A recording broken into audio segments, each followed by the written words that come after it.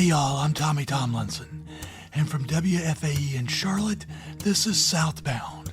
Conversations with people from all walks of life about how the South shapes who they are and what they do.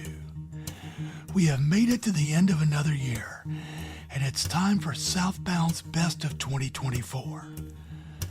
In this episode, you'll hear excerpts of my conversations with YouTube star Landon Bryant, political writer Michael Cruz, college football reporter David Hale, and a host of authors, Valerie Borline, Disha Philyaw, Kiesi Lehman, and James Lee Burke. I'm eternally grateful to get to talk to so many interesting Southerners, especially in a year that brought so many changes to the South and to the whole country. Talking to smart people helps me navigate the world a little better. And I hope listening to these excerpts does the same for you. If you're interested in listening to the full episodes with these guests or any others, all 180 some episodes of SouthBound are available at wfae.org/southbound. You can also find our recent episodes on Apple Podcasts, Spotify, the NPR app, and pretty much wherever you get podcasts. Let's start today's episode with Landon Bryant, who's taken the old Southern storytelling tradition and given it an online twist. Landon translates the language and etiquette of the South in viral clips that have made him a star on Instagram, YouTube, and TikTok. In this clip, Landon talks about a crucial aspect of Southern socializing: what to do when it's time to go home. So let's say you've been visiting somebody's house and you've been there a while and it's getting time to leave. What do you say or do to sort of start that process? Well, it's a long process, so there's a lot of steps to it, but it starts with sort of a shift in your body posture, well, or all right, well, and then it moves into maybe you'll stand up and maybe even sometimes you'll head to the edge of the couch instead of just where you were, maybe head to the edge of the couch. Then you can head to like the side of the room, lean up against the molding in the door. And from there, it just depends on the organization of the house, but you probably will end up in the kitchen. We'll do a lot more goodbyes there. Then we'll maybe get to the porch from there, maybe, but that seems like we're moving pretty quickly right now. And then eventually we'll get into the driveway. And then there's a lot more goodbyes. There's a lot of hanging into the car. Even before we get in the car, we're all going to lean on the car. And then there's hanging into the car. And then you finally will be dismissed, but people might follow you down the driveway waving and holler and watch out for deer.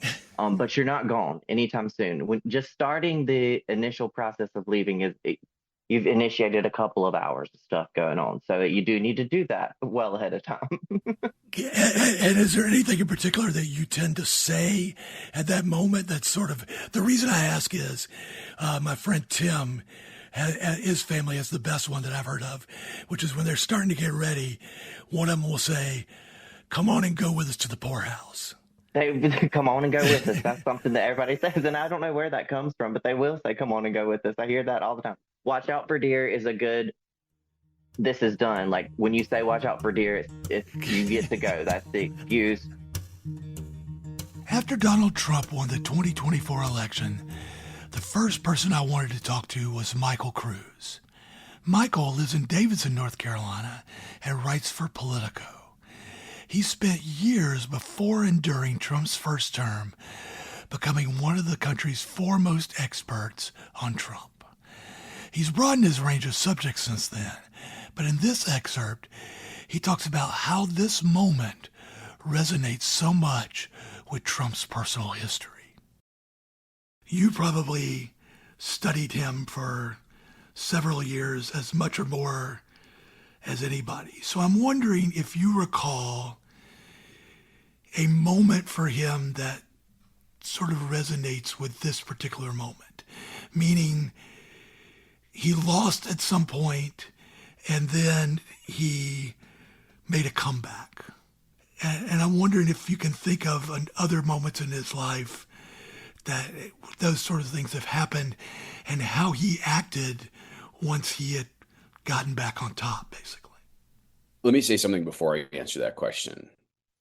It is my intention, my hope, that I do not write about Donald Trump himself in the coming 4 years anywhere close to the way I did the first 4 years he was president and the 2 years before that when he started running. I think for me, and I think for all of us in some sense, my colleagues in journalism and competitors in journalism, and also all of us as a country, as a citizenry, need to find a way to focus in some strange sense a little bit less on him. I find myself wanting to shift from who is he to who are we. I find myself wanting to not think about as much what makes him tick and think far more about why we, and now a majority, popular vote, voted for him again. That is much more interesting and feels much more useful to me at this point. But to answer your question more directly, Donald Trump is, at this point, I think unquestionably the most successful loser in the history of planet Earth. He's a huge fan of comebacks. He literally wrote a book, or a ghostwriter did, called The Art of the Comeback. That's a function of this incredible knack and skill he has had his entire life, well before he got into electoral politics, to lose and yet win, to turn setbacks into successes. Not quite sure when this story ran, but really, really early on, maybe right after he became president the first time. I think the headline of this piece that I wrote was something like "How Trump Succeeds When He Fails," or something along those lines.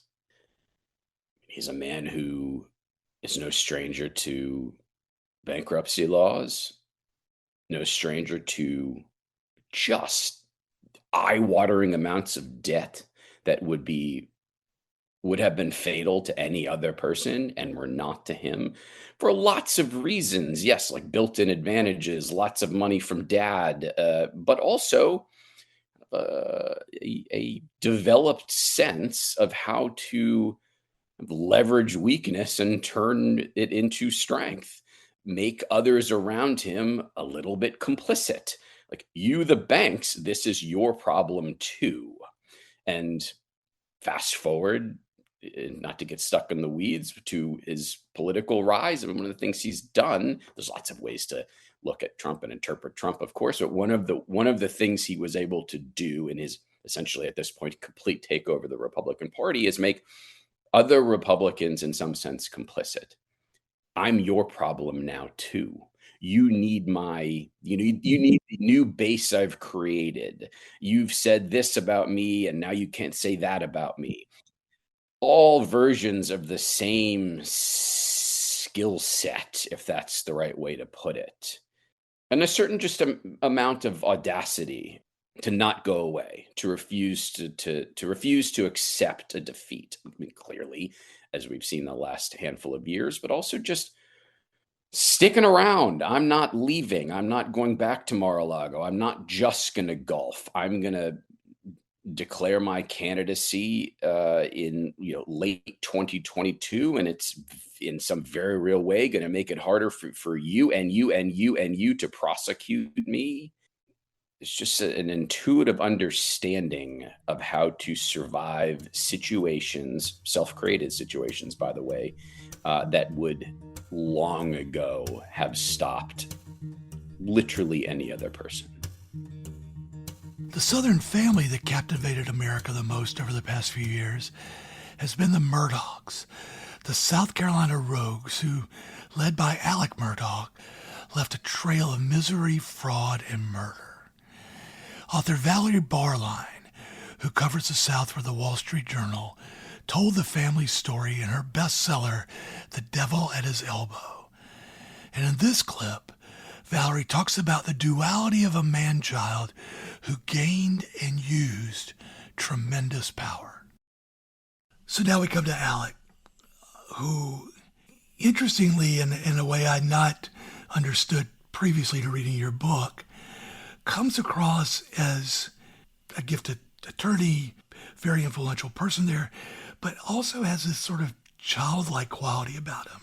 You talk about how he was sort of addicted to Capri Suns and would eat Fruity Pebbles for breakfast, and how, in fact, I think an empty container of Capri Sun kind of becomes a clue in the mystery at some point.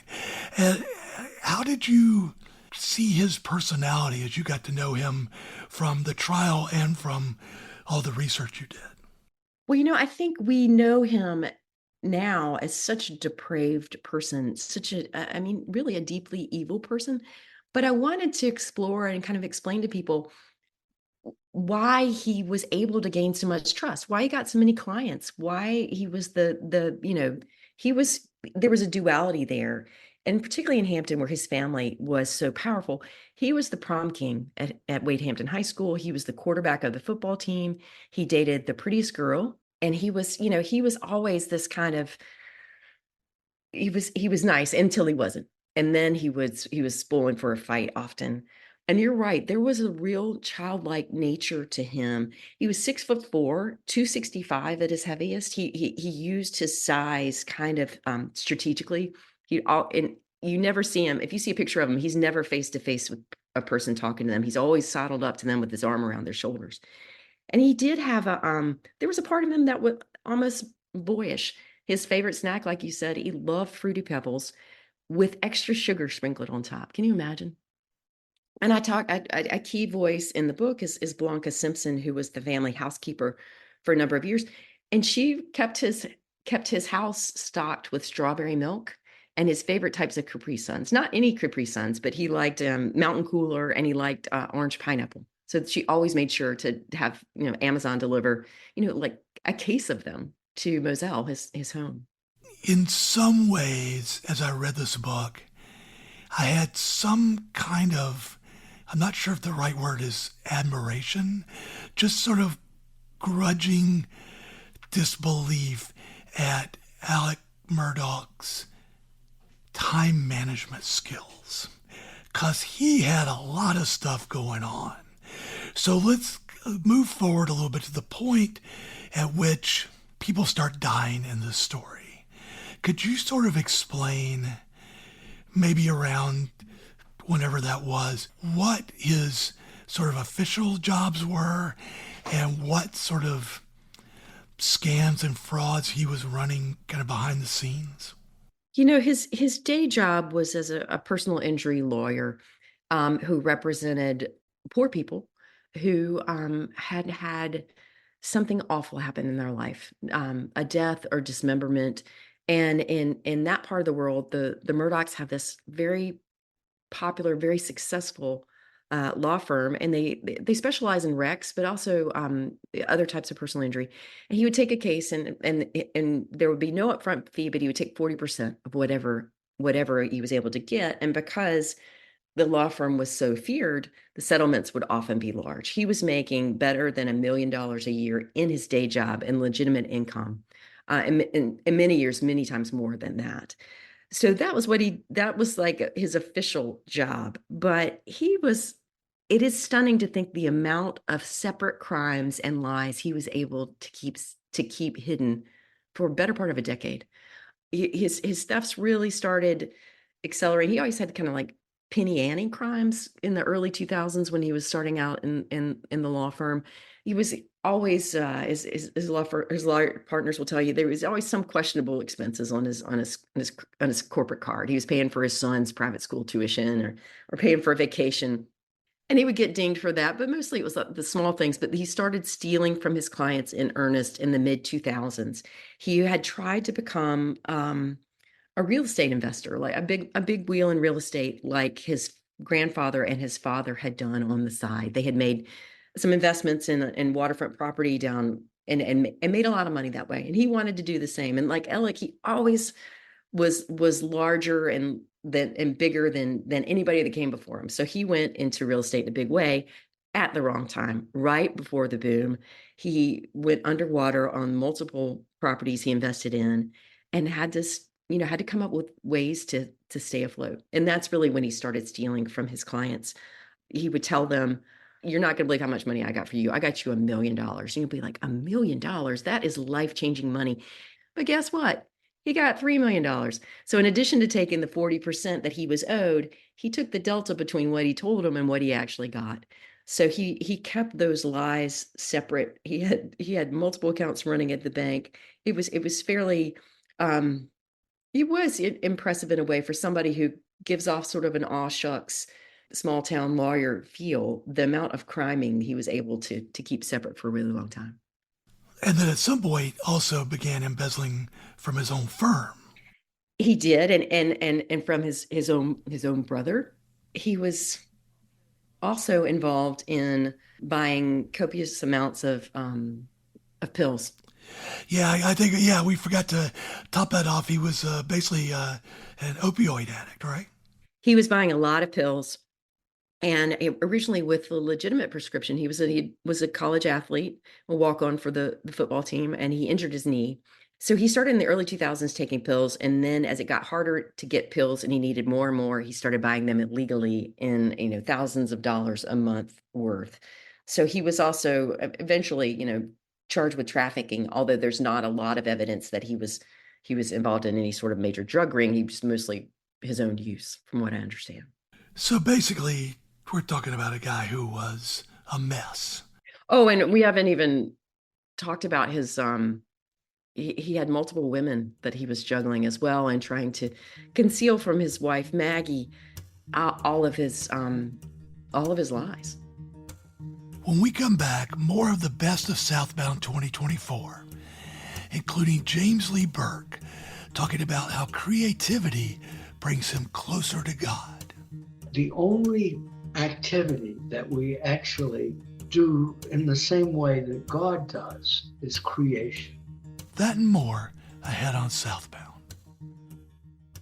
Hey, this is Tommy. Before we get back to this episode, I wanted to ask for a little help with something. If you enjoy Southbound, please give us a good rating and write us a review on Apple Podcasts or whatever podcast provider you have that allows such things. The more reviews and better ratings we get, the better chance there is that other listeners can find us. But to be honest, I'd just as soon you tell people about Southbound through good old word of mouth. If you could recommend it to just one person you know, somebody you might think would enjoy interesting conversations about the South, I'd be deeply grateful. If you have any thoughts about the show, guests to recommend, or anything that you think might make Southbound better, you can email me at ttomlinson@wfae.org. Thanks so much for giving us a little bit of your time. And now, back to the best of Southbound 2024. One of the biggest changes that affected Southern sports fans this year was a shakeup in the landscape of college football. Teams switched conferences, changed alliances, and funneled their seasons into a new 12-team playoff that this year included 5 Southern teams, if you count the 2 from Texas. ESPN college football writer David Hale chronicled the season through brilliant Sunday morning recaps and his work for the ACC network. In this clip, he talks about all the ways college football defies logic. For those folks in our audience who may not be familiar with all the stuff that's been going on, can you logically explain why the Atlantic Coast Conference, which is the main conference you are familiar with, now includes teams from Cal, Berkeley, and Stanford, which last I looked are much closer to the Pacific Coast than the Atlantic Coast. David, how did this happen?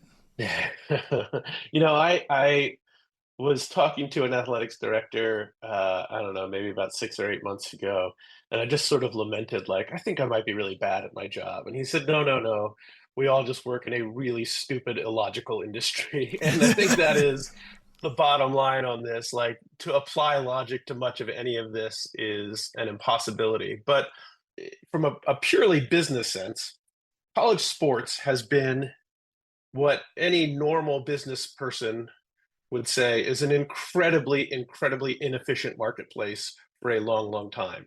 Now, that inefficiency, I think for a lot of us, has been the beauty of how it works. Like, it's fun, like the regional rivalries and the fact that a place like Tuscaloosa, Alabama is basically the New York City, Manhattan of college football is great. And the fact that, Pittsburgh and West Virginia, schools that are less than an hour and a half apart, consider themselves completely culturally different and despise each other with every fiber of their being. Like, that's the beauty of it. But from a CEO's perspective, they would say, we're leaving a lot of money on the table because of all of this. And so you have these conferences that formed, in some cases, 100 years ago. I think all the time. So the Southeastern Conference at one point had Sewanee in it. And if Sewanee had just played the long game, they'd be cashing like $65 million checks a year to play college football. But some of those inefficiencies have worked themselves out to a point where conferences are growing, expanding, and in the Pac-12's cases, divesting. And so teams are moving all around to find more money and put themselves in a more lucrative position, particularly as it pertains to television contracts. The ACC is the Atlantic Coast Conference is one of those leagues that is desperately trying to find a way to make more money and to provide some stability to its long-term future, of which I would suggest no one should be particularly confident these days. And because two of their members, Clemson and Florida State, had not at the time filed lawsuits, but had pretty much sent out save the date invitations that we are going to file lawsuits to try and leave this league. They wanted to provide some security that if they lost members, they had a backup plan. And because the Pac-12 was being eaten alive by the Big 12 and the Big 10, there were these schools, Cal and Stanford, who said, well, we need somewhere to go. And this is, if you want to truly understand the ridiculousness of college football and college sports in general, the ACC has two teams that are currently suing the conference in order to try and leave without having to pay a ton of money.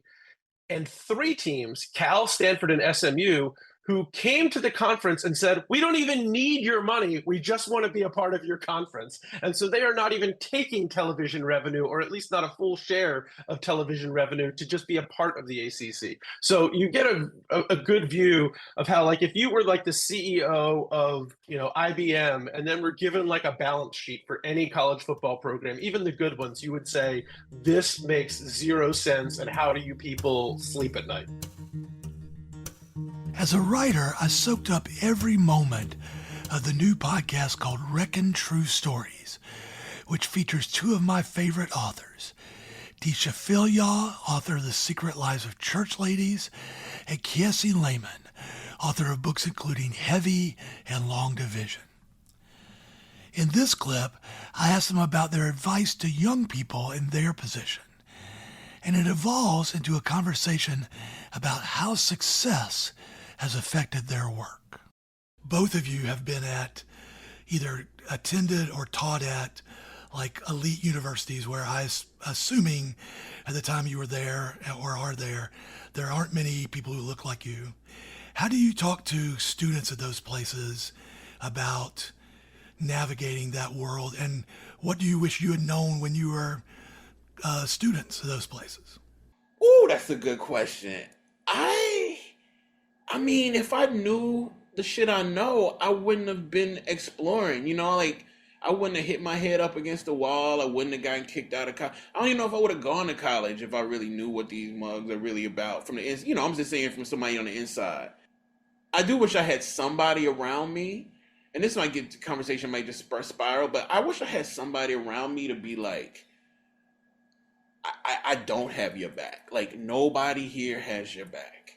You know what I'm saying? When I was in college, because that was the truth. And I was, I came from Black Power parents and stuff, and I'm coming to college, and college for my parents was where they formed community. And I had friends, and I went to Millsap for my first school, and was there trying to play sports and stuff. But at the end of the day, man, none of those professors or administrators who talked all of that shit were willing to stand up for right when it meant they could lose their jobs. And that's that's capitalism. But I just didn't even understand that. You know what I'm saying? Like I had to become a professor, get in trouble, have the administration like threaten to like kick me out for some shit I said or didn't say around the Israel Palestine stuff when I was at Vassar for me to realize, oh, okay, like right and wrong have nothing to do with this shit. Like nothing. And I didn't learn that till I was like 40. So I don't know. I don't know that I wish I would have known that as a kid, but I do think it's important for us to let like young people experiment in ways and protect them when they fall. And also I got a cushy ass job and I get paid a grip. I don't want to be acting like woe is up. You know what I'm saying? Well, okay. Well, actually, I'm glad you said that because it leads right into the next thing I want to ask you. You know, both of y'all have obviously had some success at this gig. You know, you're making some money. You're not buying yachts, but you're making some money. And I wonder if or how that's affected your relationship with the work. Like, how has success changed the way you go to work every day? Success. I was just talking with a friend. We were like, it's some bullshit when people say money can't buy happiness. It certainly helps. And it doesn't guarantee happiness. You can definitely rent some happiness, that's for sure. Yeah, you know, short term. But you know, I definitely feel like I'm freer and with, you know, and I write with less of a burden now of worrying about like, am I going to be able to pay my rent this month? Like I feel freer creatively because I'm not doing 11 other things to make money to buy a little bit of time to do my creative work. And so now my creative work is my work. And so not having to worry about taking care of myself or my family, that mental burden being off me frees me up in so many ways. You know, something that your question touches on is people will be like, well, there's all this pressure because when they give you a lot of money, there are all these expectations and you got to do this and what if and what if and what if and what if. And I realized that if I thought about any of that stuff, I would be so paralyzed I'd never write. Right. You know, or even if it wasn't money, just the success of church ladies. I had people like, well, what if, you know, church ladies, or what if your novel isn't as successful as church ladies? I'm like, it may not be because there are very few books that were as successful as church ladies and Right. of awards. And so to me, it's like children, you know, if you have your first child, you know, we always talk about that second child is like, yikes, what the fuck were we thinking? But the first child, you know, makes you think I can do this again. And then, you know, and it would be like having a second child and being like your first, you know, your older sibling was amazing in these ways. We now need you to be amazing in these ways. Go, you know, and you would never do that, you know, unless you're an asshole, you know, you would never do that. And so I think of the novel as like a second child, you know, she's going to be who she's going to be in the literary world, which is a different literary world than church ladies just 4 years ago. I think we make a mistake when we put so much pressure on the work, whether it's a book or an essay, to be anything other than what it is. You know, that whole thing you were saying, Tommy, about the student who's like, I'm writing this because I've got a score to settle, and this is going to be or the other way around. This is going to be the thing that gets my father to be proud of me. And I tell people all the time, you cannot put that kind of burden on a piece of writing. Our last clip today is from James Lee Burke, author of the perennially best-selling thrillers featuring his grizzled Louisiana detective, Dave Robichaux. Burke turned 88 years old in early December, but he still writes every day. And so at the end of our conversation, I asked him about, well, endings. Your series of books can obviously go on as long as the writer wants them to, but I think, you know, when you think of TV series or something like that, you sort of start thinking about endings. And I wonder if you've ever thought about or considered how you might want the Dave Robichaux series to end. It's not going to end. It just don't end. It's like, it's just, you don't end.